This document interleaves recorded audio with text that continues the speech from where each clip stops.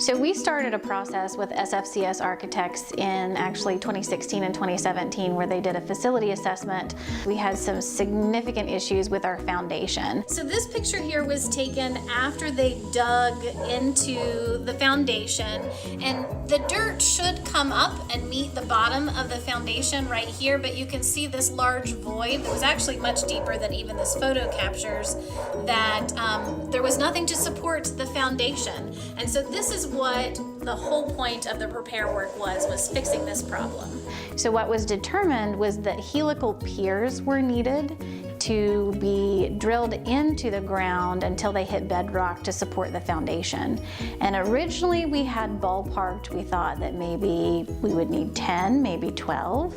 We ended up needing 23 helical piers, and they have to dig holes both outside of the building and inside through our concrete floor.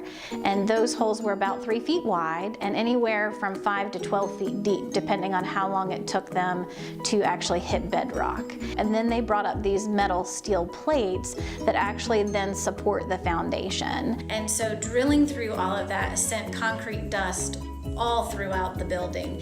It was on every flat surface, it was on all the walls. So we had to bring ServPro in after the fact, and they actually had 3 crews here working about 10 to 12 hours for 3 days straight. And so there are about 76 drains in the shelter that had to get snaked with a camera. And when they snaked the drains, this is actually what they found. There's a whole bucket of toys that came out of the drains in the shelter. I'm not sure how they got there, but the drains are working much better now. So all of the floors had to be re-epoxied as well to make it fit code for shelters, because in a shelter you can't have a porous floor surface for the animals, because of course things that are porous like concrete can harbor bacteria, viruses, germs, all that sort of stuff. Gentry Lock allowed us to use one of their conference rooms downtown, so we had a huddle room for our staff so that we can continue the work.